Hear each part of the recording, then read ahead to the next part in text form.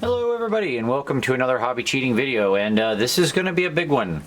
This is the miniature brand ink review. So we're going to take a look at inks and washes, that sort of thing. These two terms get mixed up. They do mean something different, but oftentimes people will label these things strangely as washes or inks or shades or whatever. And so we're going to kind of, I sort of have a very large number here. I'm going to walk you through, just like with the miniature brand paint review, I'm going to walk you through all the different inks, talk about why I like them, and or you know, where they're good at, what they're not, etc. And then I have these little bugs here, this little life swarm, and it's been sort of zenithaled and then dry brushed because it has a lot of nice little texture, and we're going to just paint a little bit of it in order here so you can see a really nice striped contrast difference of the various inks. Before we get into the direct comparison, I want to just take a moment to talk about inks and why I like them. I use a lot of ink in my painting. I think everybody should get yourself some inks. You know, we're all familiar somewhat with the concept of it, probably through GW shades, which have a lot of ink-like properties, being more transparent, being used to tint colors, collecting in the recesses because it has a high, it has a lot of like flow additive in it, which makes it sort of not want to beat up on the surface. It breaks down, it flows into resources and sort of stays there and settles there. That's also why they always tell you, like, make sure it's not pooling around the bottom. Well, the reason it's running down a miniature is because it has all this flow improver to destroy the surface tension, hence it will also be affected by gravity. Inks are a really, really good tool if you're working with an airbrush, because they can help you get rid of that airbrushed look. Inks have very high value of their color, like they have a very high value of their color. They tend to have a very strong hue, whereas they are also transparent. So in that regard, they have a lot of value because they can give us very strong, rich tones. They can also be used to create shadows, to create tints, to create good glazes. Inks are just so useful in so many ways. And as an interesting example here of just how hard these things are to name and why I have the products I have in here. So here's Army Painters, which says, you know, ink, quick shade, blue tone, okay? And then here's Green Stuff Worlds, which is blue, ink, even though it's very much like a wash, right? And then Citadel's classically just says shade, whereas then P3's just says ink. It's fine. We're gonna cut through the madness for everybody, and we're gonna do a nice comparison here. There are very big differences in the properties of all these. I use all of them for different purposes, and so we'll talk through what that is. So here in order, I have P3, Warcolors, Army Painter, Vallejo, Citadel, Scale Color, Green Stuff World, Badger Minitaire, and then Badger Metalsmith, which are two different things. And then finally, I have one that's not really a miniature brand, but we're going to talk about it at the very end, and that's Dollar Rowney FW. You could also replace this with Liquitex. Both perform almost identically. I just don't happen to have a Liquitex blue. And I wanted to, one of the pieces of feedback from the miniature brand paint review was you should have done them all in the same color. So here we are. It's all blues. I'm blue, abba-dee-abba-die. So let's get into it and start talking about them. Our journey here will begin, actually I'm going to scoot these into a slightly different order, because our journey will begin with the most well-known, and that is going to be our Citadel. Now here I've picked Drakenhof Nightshade, because it's pretty much the straight blue, but we could pick something else. Citadel shades, obviously very well known, probably the most well known to everybody. They come in these pots. They're taller now, but I still have this old one because how often do you really use a blue shade? all inks and shades and everything can be thinned. If you thin them with water, that's fine, as long as you don't use a lot of water. If it's just a moist brush or you put a little water into it onto a palette, that's fine. If you're going to thin them a lot or you want to extend the working time, you can use all your normal additives with them. If you really want to get a nice, consistent, even coat with them, adding a drop or two of something like glaze medium or any kind of medium can really be an excellent choice, as it will just allow you to really get them collected in the resources, but then, or sorry, in the recesses, but then still allow you to maybe wipe them off, or they'll have much less coloration across the surface. So at any rate, when we look at our GW shade, we get it out and put it on the palette. Oftentimes people work straight from the pot, but we're going to go to the palette for all the rest of these, so we're going to show this one here too. As you can see, as with all of these, it's obviously very liquidy. That's the whole point. When we pull it out here, you notice that this one's it's very thin and transparent. If we get a nice brush load of it, and then we run it over our miniature, what we'll see is that it does not have a huge impact on the color. And that's what we would expect out of the GW shades. You notice how it collects down in the resources very easily. It's flowing into these areas. The GW shades are, one of their better products. I'm not a big fan of GW paints, but I will stand behind these. They do what they're meant to do very well, which is, in this case, make a very dark blue flow down into the recesses. These are the best when what you're trying to do is you have things like fur or hair or something with a high amount of texture that you want to capture, or that you want to be able to get a lot of darkness down into that recess without taking the time to very carefully push some dark color down into each little space. You can sort of push it over the whole area, let it dry, and it will give you that recess shading very easily, as per the name, shade. The Citadel colors, other than that, these are quite weak. They do not move the color they're placed over a great deal. Avoid using them on large flat spaces, as they will cause coffee staining. That's because of the nature of how much pigment is there versus all the mediums and additives they're using to keep it flowing. The pigment on a large flat area will break up and disperse unevenly, and hence why you get a coffee staining effect. So you don't want to use it, on some, if you can avoid putting it, say, on the shoulder of a Space Marine, that's generally a good idea, unless you're going to layer back up over it. Okay? All right. So Citadel shades are tried and trusted. People generally like them, and for good reason. They're a solid product. All right. Next up, P3. P3 makes a whole line of inks. They have a good selection of them. Their turquoise inks is one of my all-time favorites. It's a wonderful color. Now, in this case, this is their blue ink, because again, we're going to do a straight comparison here. So we'll put our drop of blue right there. Now, the first thing you'll notice about the P3 ink is that, you notice when I pull it out, you see how much stronger it is? Look at how unbelievably, strong and thick that color is, even after I spread it out. P3 inks are incredibly potent and powerful, if not thinned. They are true inks in the sense of the word.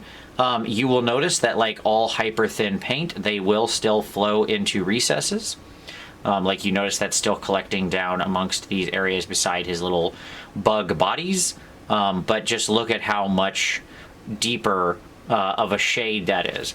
P3 inks are really a wonderful product for doing things like working straight over zenithal. So if you're trying to speed paint or something like that, P3 inks can be a wonderful choice. They make a red, a turquoise, a flesh tone, a black, a green, all of which are incredibly strong. The flesh is a little weaker. It's kind of a red-brown, more of a chestnut, but the main colored inks are all incredibly strong, incredibly brightly hued, and I mean, you can see the difference there. And I understand it's not an exact match. Drakenhof is meant to be darker blue, but you can see the intensity of how much paint is, or how much that changed the color. The P3 blue inks, I love these through the airbrush. They're wonderful for a quick glaze over something after a zenithal or a value sketch. They are great for the first layer. They're great for speed painting. They're great to avoid that airbrushy look where you kind of see the speckled pigmentation, where it looks frosted almost is often what the term I would describe with some airbrushing. Putting through a very, a thinned ink glaze, that is to say just with your normal airbrush thinner, as a final step will just completely eliminate that look, and the P3s are actually wonderful for that. So I'm a big fan of these inks. I like them when I'm trying to do, like I said, some kind of speed painting project or something like that. Okay. Warcolors inks. So this is Warcolors blue ink. Warcolors is notable because they make one of the largest ranges of inks, having something like 19 or 20 colors in the set. So for example, this is the straight blue, but they also make like a marine and a dark blue and what else is there? A turquoise. Like there's 4 different inks that have a blue shade to them. You will notice when I pull this out, it appears quite strong still. So not too bad. It isn't quite as strong as the P3, but still quite strong. So when we run a nice thin layer of this one on here, what you'll find with the Warcolors is that depending on the exact color of the ink you use, you will have, it probably will be weaker than what the P3 was. Their main colors tend to be quite strong.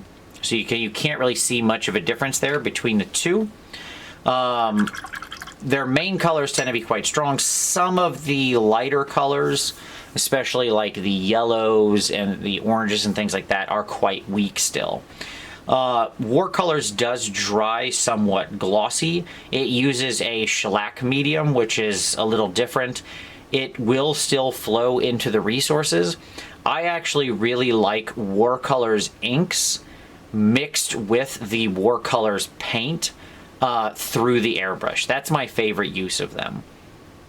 They are, because they dry slightly glossy when you put them on straight with a brush, they will matte right out if you just mix them with the paint. Warcolors paint itself uses a gel medium, and so it can be difficult to sort of figure out how to break up and properly get your ratios. You can often over thin it and then you'll lose the color or consistency. But the Warcolors inks are quite wonderful for being your thinner of the paint in your airbrush. It maintains the color consistency for the most part. But whereas, because as I said, they have this huge range of colors, so you can usually find an ink that's close enough to match that if you just add a couple drops, you still basically maintain the same color. At the same time, because it's so medium heavy, it will actually then really nicely, sort of act as, keep that paint, when you're putting it through the airbrush, thinned appropriately. It will still retain its color and intensity and hue when you then spray it. It's also, you can also, by the way, just put some on your palette and brush mix as well and achieve much of the same effect. It's a good, in general, it's a good thinner for Warcolors or other gel-based paints, and that's how I tend to use it. The glossy finish puts me off somewhat of using it regularly, as well as I said, some of the ink colors are quite weak in the tone that they apply. As this is drying, you notice there is a slight difference there in what that did and the P3 did, although it is extremely minor. In fact, I think I can see it in reality, but I'm not sure how much that shows up on camera. Still a good product. Okay, Army Painters, the tones. Now, they're most well known for like their strong tone, medium tone, and dark tone or whatever. I don't remember what the names are, but the point is that the sort of Agrax Earthshade equivalents are the ones that are most popular. They're their version of old school liquid talent. This is much more, the Army Painter ones are much more akin to their GW counterparts. You notice when I pull that out, it acts a lot like our Drakenhof Nightshade did. In fact, it's even toned somewhat the same. What I've found with the Army Painter tones is that they tend to be, especially in the like strong tone, medium tone, they tend to be a little weaker in that line with the when compared to their GW equivalents. That is to say, like, they do not move the color as much nor tint as heavily. Whereas when you get into the other colors in the line, so here like we have with the blue, they're actually a bit stronger than their GW equivalents. So I don't know, your mileage may vary. As you can see there, that's actually quite a bit stronger than the equivalent down here of Drakenhof. Once again, this is absolutely made to flow into the recesses. You can see how much it's collecting there. I can go back in and pick some of that up. I find this to be more or less the equivalent of the GW product. Sometimes I use the strong tone, sometimes I use these, sometimes I use the GW. There's not a huge delta between them, and I think in most cases, anything you're using one for, you could pretty much use the other for. Okay. All right. Next up, Vallejo Game Ink. This is generally my recommendation for your starter ink set. If you're looking to get into the ink game, this is the place to be. So Vallejo Game Ink, you can buy a nice set of like 8 or something on, Amazon for pretty darn cheap. They will last you more or less forever. They are extremely highly pigmented and intense. If I drag this out here, you can see how strong that color remains. They act much like what we saw in the P3 or the equivalent there. So if I go ahead and run this over, you can see that one, it flows incredibly well. Like you see how that flows down into the recesses. And two, you can see that like much of what we put on, look at how unbelievably intense that blue is, right? This is why I love the Vallejo Game Inks. By the way, this is true for pretty much all of their colors. They have this just incredible intensity. Their green and green black are actually two of my favorites, but I mean, they're red, they're yellow. I use those in lava just because you really want that color to be like strong and pop. They're a low price set that is a wonderful starter set of inks. They dry quite matte, and they will achieve almost everything you would want inks to achieve. They are fantastic through the airbrush or with a brush. I use them quite literally all the time. I have actually went through multiple bottles of most of these colors just because of the large amount that I use them. I will often undershade in my zenithal with one of these game inks. So for example, when I'm doing like a Slanesh or somebody that's dead skinned or alien skinned, after I do my normal zenithal, I will then flip the model over and do purple from below to replace the black. And it's such a wonderful hue, it then gives your shadows. So I couldn't recommend the game inks enough there. I mean, as you can see, even as this is drying, look at how much more intense that blue is, right? Like that is a extremely bright blue. So that's one of the reasons I like it. Okay. Next up, Scale 75 and the Inktensity set. Now, if you're a longtime fan of this channel, you know that I love the Inktensity set. We are about to deal, though, however, with one of my least used colors in that set. This is still my original bottle of blue, and it's still quite full. And that's nothing against it. I just find that I often go to the Vallejo instead of to this.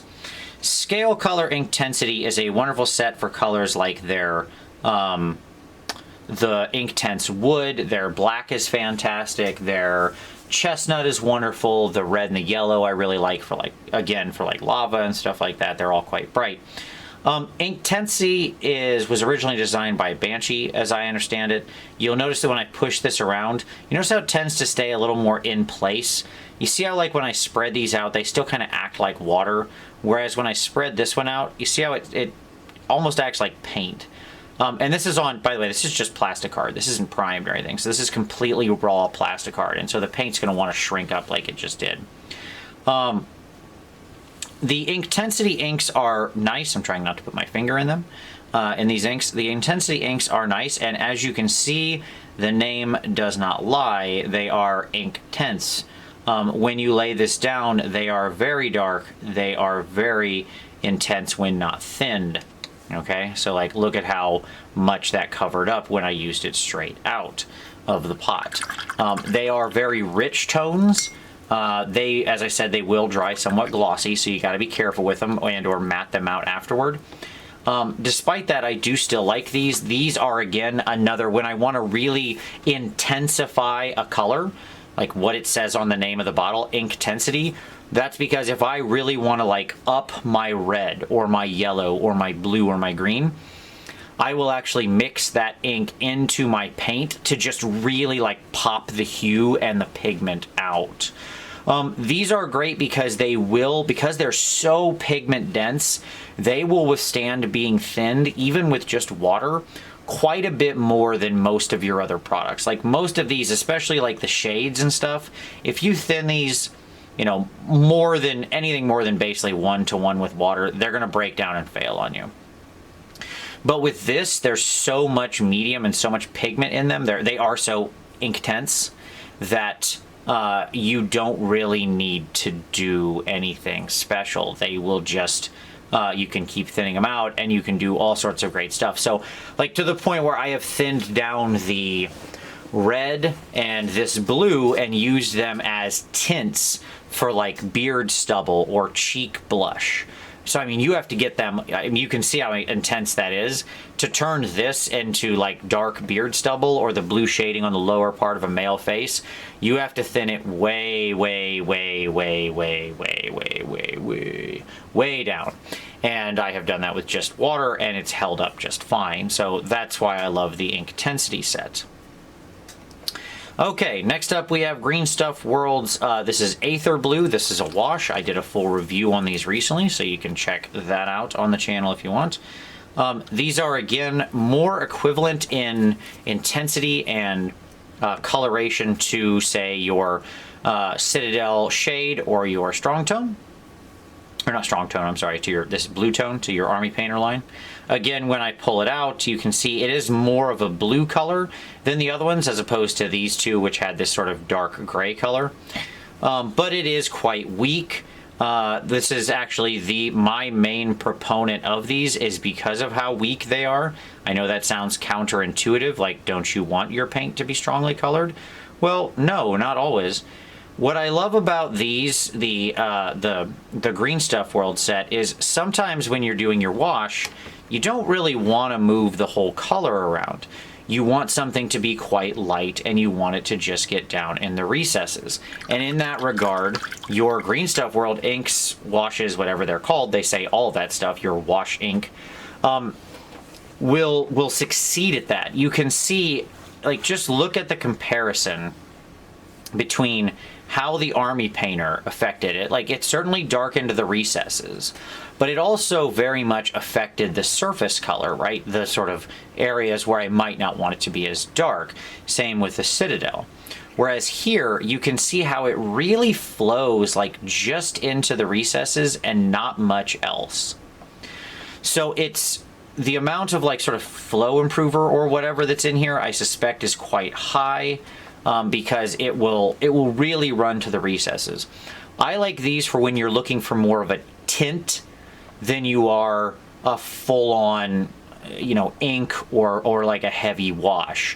When you're just looking to add light touches of shadow color into the recesses, I think the Green Stuff World wash inks are the sort of best thing around for that, because they give you this tint consistency without any additional work.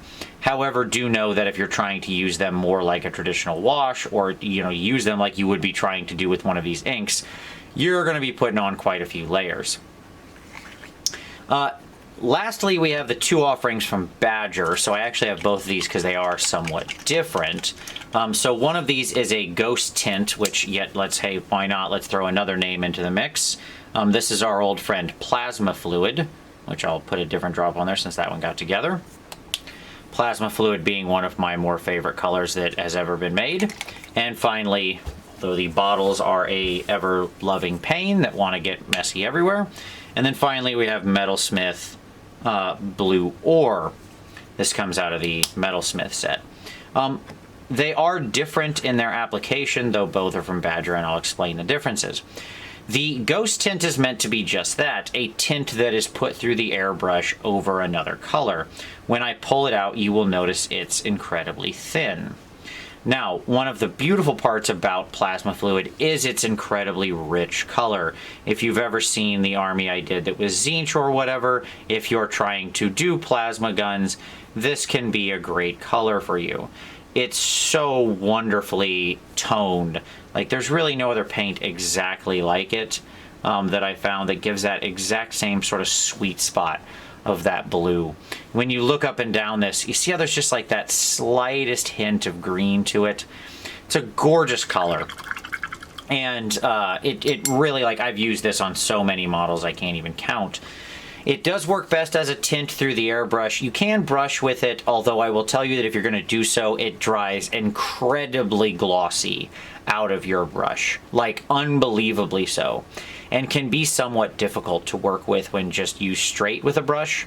Now, that being said, I have done a great deal of painting where I do mix it in with another mid-tone blue or a white or a gray or a black, and have had stellar results in all of those cases. You can almost use it as your blue and then use just a little bit of paint to sort of mat it out and up its consistency.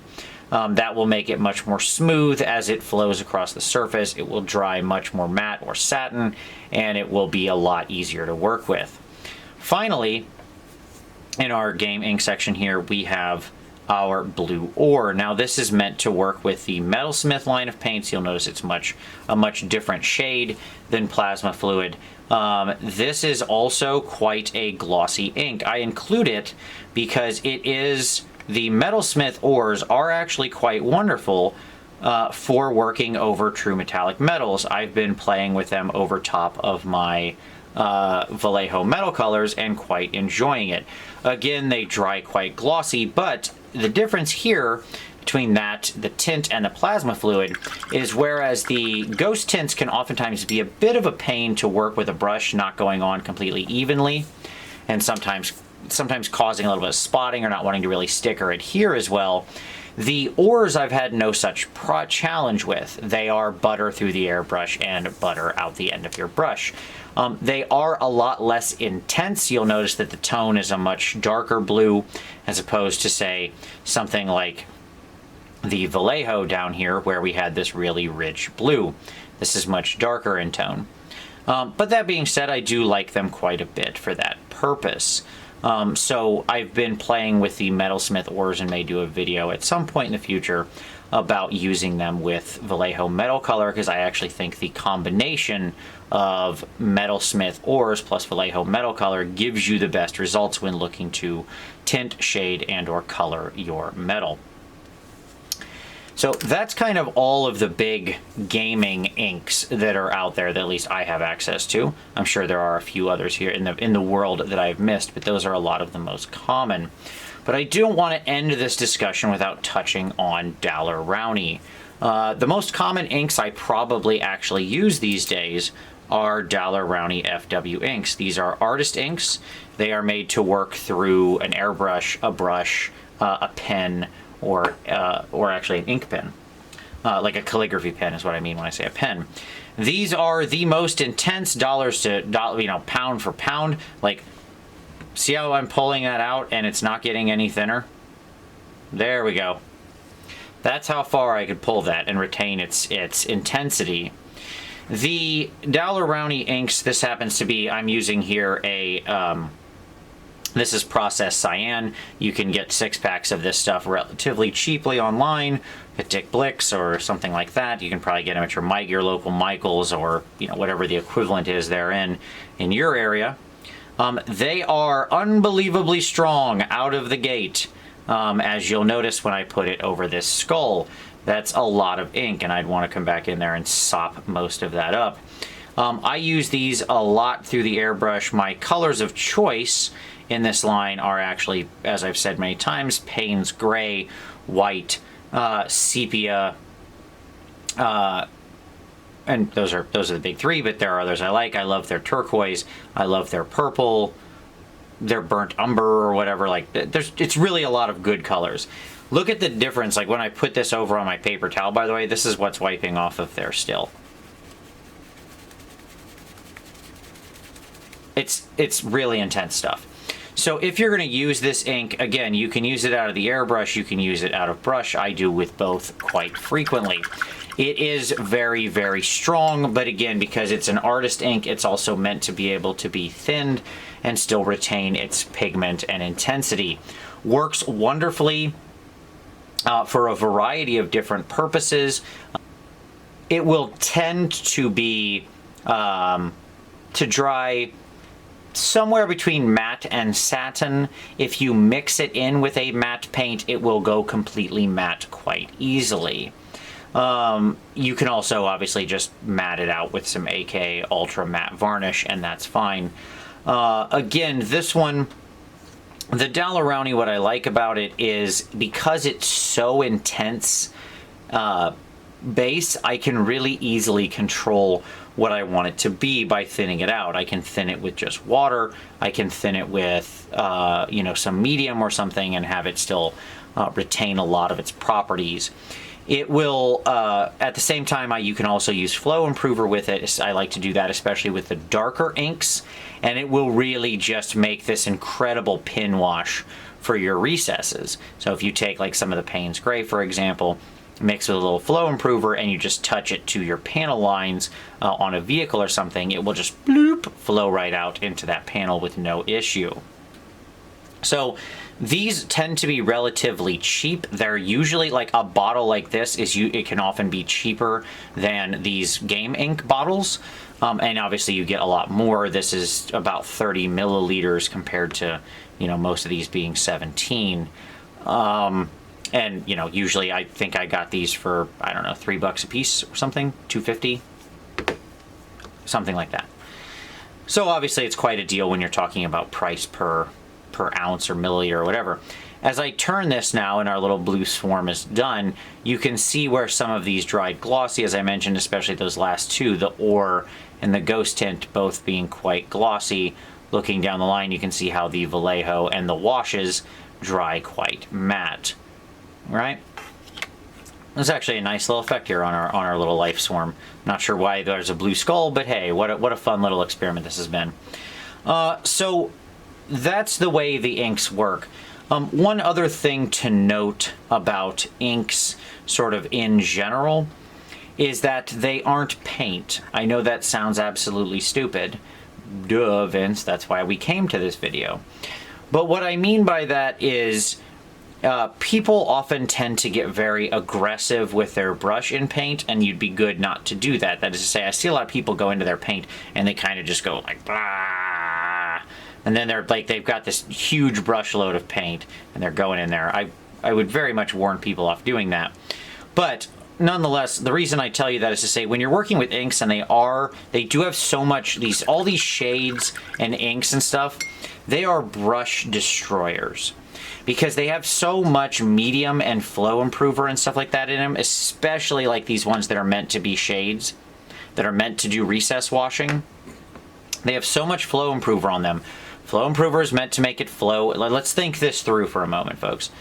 Flow improver is meant to make something flow from your brush onto the model and into the recesses. That's how they effectively get so much paint and color and pigment down into the recesses of the model. But if it can flow that way, it can also flow that way. So when you dip your brush into one of these things, like one of the things I see people do a lot is dip their full brush into the Drakenhof. And what that does is just immediately destroy your brush. Because all that's going to happen is all the flow improver additive that's in this stuff is going to, like that lack of surface tension is going to mean it goes right into the belly of the brush and then right down into the ferrule. And once you have paint down here, okay, in this area of the brush, you're done. That brush is now ruined. Because it's going to dry down there, and if you have brushes split, like I don't have brushes split, I haven't split a brush in 2 years, and that's not because I'm not mean to my brushes, it's just because I never let paint get down here in the ferrule. What's happening with a split brush is somewhere in between the belly and the ferrule, you have a dried chunk of paint, or multiple, that have gotten down there and are now pushing that brush apart. And inks and shades and stuff like that are highly likely to do that because they want to flow down in here and they want to basically get stuck and dry. So using synthetic brushes with inks is good, and or being careful to make sure that you don't get too much in there. You don't need a full, brush load. You can still do a lot of work with just the tip. It's a lot of liquid. It will keep flowing. Better to go into your brush maybe once or twice rather than ruin, go into your palette once or twice rather than ruin a brush. Okay, so there you go. That's the Miniature Brand Ink review, all the different blues. In the end, if I were going to recommend, I'm sure most of you probably have Citadel shades and are familiar with them. You don't need me to tell you they're a pretty good product. If I was going to recommend a starter ink for you, if you're just looking at getting into inks, honestly, it would be the Vallejo, only because they have such a great starter set that contains what I consider all the essential colors right out of the gate. They have been workhorses for me for a long, long time, and I love them to death. I use them all the time. If I were then going to tell you where to go from there, I would say go pick the Daler-Rowney FWs that you like, pick up the Inktensities. I use Inktense Wood and Black and Chestnut so much. It's, crazy a lot. There are dozens and dozens of miniatures painted with all those colors in my collection, including an entire Sylvaneth army. By the way, if you can't easily get scale color in your area, the P3 makes a perfectly fine substitute if that is available to you. I'm not a fan of P3's paint pots, although some of their paints are quite nicely colored. I do like the hue on a lot of them. But these come in these nice little dropper bottles that I do like. If all their paint came like this, I'd probably own the whole range. But they're really good, and they'll stand in quite well. But I like the Inktensities. I think that they're nice. The rest of these are, again, specialized purposes I talked about in the course of doing the review. So I hope that gives you a lot more to think about with inks and their various purposes, how you can apply them and use them. I hope you enjoyed this. I hope this gave you some thoughts about how you can use ink in your own painting and hobbying. If you have questions on the inks, of course, as always, drop them down below. I'm happy to elaborate more. But as always, I appreciate very much you watching this one. Give it a like if you like it. Share with anybody else who maybe is asking about inks or wanting to learn more about this. Sharing is always the nicest thing you can do and deeply appreciated. Subscribe for additional hobby cheating in the future. There are new videos here every Wednesday, Friday, and Saturday. But as always, thank you again.